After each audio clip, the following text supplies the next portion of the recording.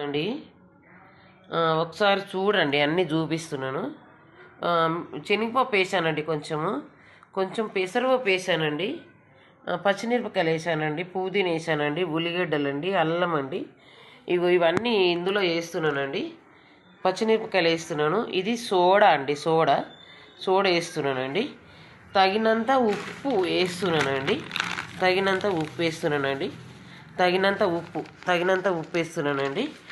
తగినంత అల్లం వేస్తున్నానండి. తగినంత అల్లం ఎంత వేసుకుంటే అంత మంచిదేనండి. అల్లం తింటే మంచిదండి. తగినంత అల్లం వేస్తున్నానండి.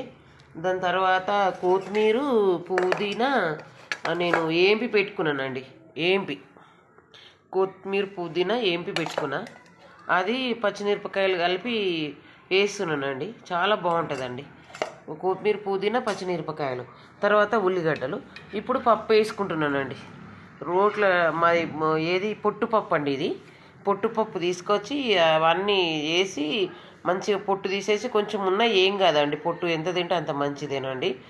ఎందుకంటే పిల్లలకు చాలా హెల్తీగా ఉంటాయండి ఇవి చేస్తే.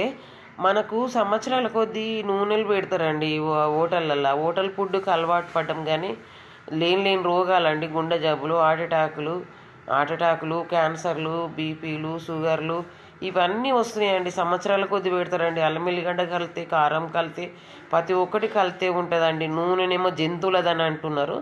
నేనైతే ఎప్పుడు కొనుక్కరానండి. ఎక్కడికన్నా వెళ్ళినా కూడా సర్ది కట్టుకొని పోతానండి. నేను సర్ది కట్టుకొని పోయి తింటానండి. హోటల్ తిండికి అయితే అస్సలు ఇష్టపడనండి.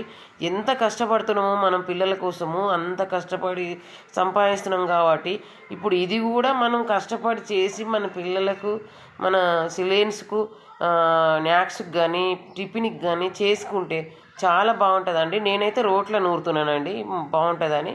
మిక్సీలో వేసుకోవచ్చు. 5 నిమిషాల పని 10 నిమిషాల పని చేసుకోలేమా అండి? మనం ఇంట్లో ఉండి లక్షలు కోట్లు సంపాదిస్తున్నాము. ఈ పని చేసుకుంటే చాలా హెల్తీగా ఉంటారండి పిల్లలు, అమ్మాయిలు కానీ అబ్బాయిలు కానీ. ఇది సువర్ణ, మండల సువర్ణ, వార్డ్ నెంబర్ని, రెసిడెంట్ని, కాలనీ. నా పేరు.